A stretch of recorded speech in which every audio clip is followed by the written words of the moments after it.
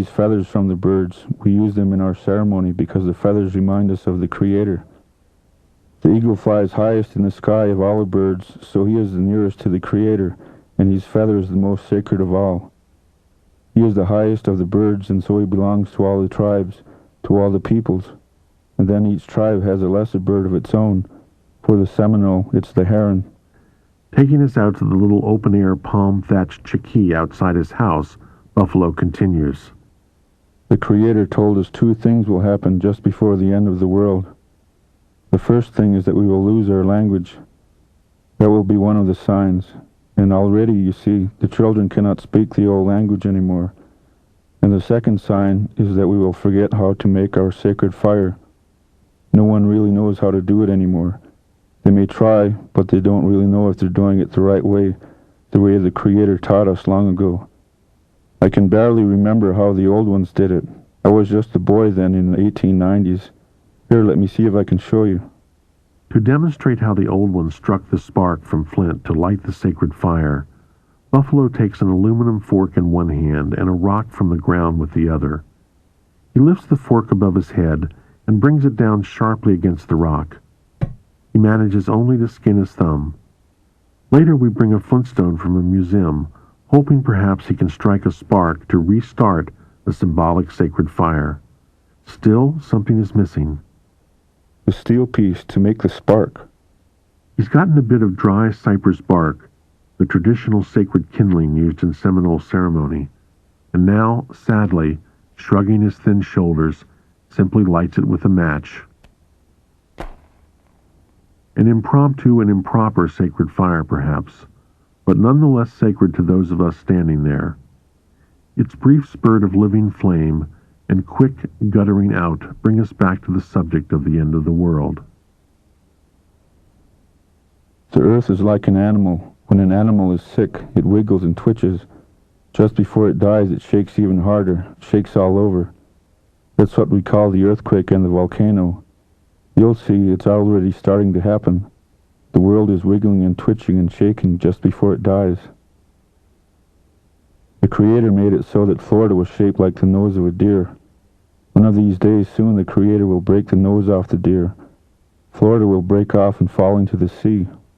Yes, you watch, it will happen. The time is just about here. Nothing can stop it. And what will happen to the people of Florida? He smiles darkly, rocking slightly in his chair. I'll be dead. I'll be dead. Buffalo's dark smile now turns benign and brightens. Next we talk of beginnings.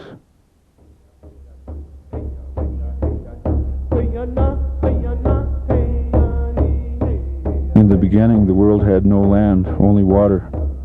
The Creator came down here, but there was nowhere to walk. Then he saw a little bass swimming around down in the water. The bass was tired of swimming all the time. He wanted to rest. So he started diving down to the bottom, getting a grain of sand and putting it on a pile of other grains of sand. After a long time, the pile of sand came up above the surface of the water, and the little bass could rest on it. That gave the Creator an idea, because he was tired of wading around in the water. So he told the bass, "You go down again and bring me up 4 grains of sand." And the bass did it. Then the Creator saw a sea cow, a manatee, and he told her, "Take one of those grains of sand and hit it with your tail to the west." So the sea cow hit the grain of sand with her tail, and it rolled out to the west. And where it rolled, the land formed behind it. And as the land formed, there was thunder, and the world shook. Then he told the sea cow, "Take the second grain of sand and hit it with your tail to the south." She did it, and again the land formed and the thunder shook. Then she did it with the 2 other grains of sand, to the north and to the east. That was how the world started.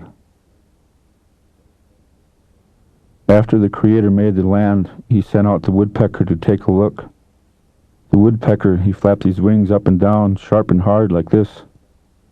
When he flew over the land, his wings hit the ground, and that was how the mountains were created. The Creator sent the buzzard out for a look too. The buzzard, he flies flat with his wings out like this. Where his wings hit the ground, that was where we had the flat land and the valleys. Another animal was the raccoon.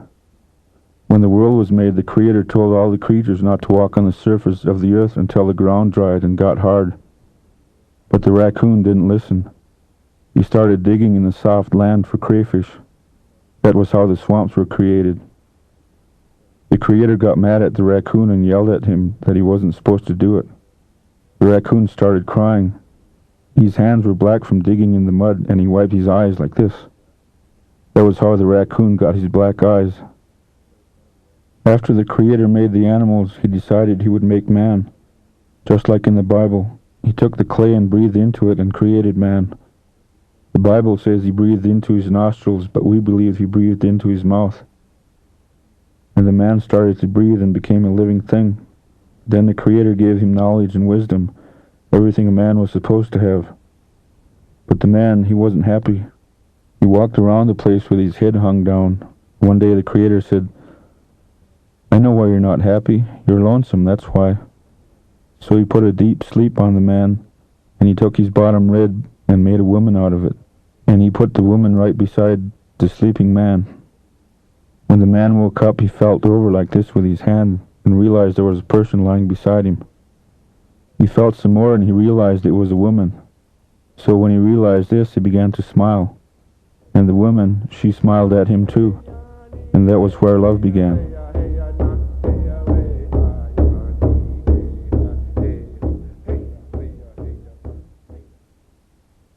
On a second visit, we bring an old wooden cane with a stylized reptile carved into its handle. It was given to us by Santa Fe art dealer Fred Klein, who suggested it was probably Seminole. Joe Jumper, the middle-aged herbalist who has been interpreting buffalo for us, shakes his head at the cane. Maybe Seminole, maybe not. I've never seen one like it. Show it to Buffalo, he'll know.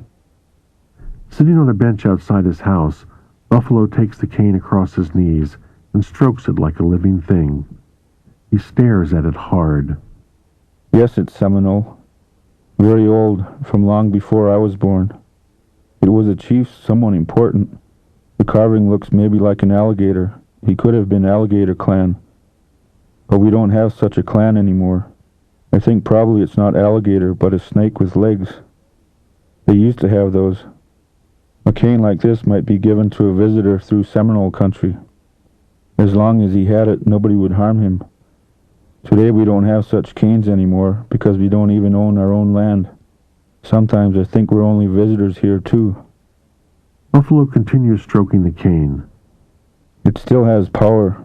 The old man's power is still in it. The next day we return. Buffalo has kept the cane overnight and seems agitated. He tells us he had a dream last night.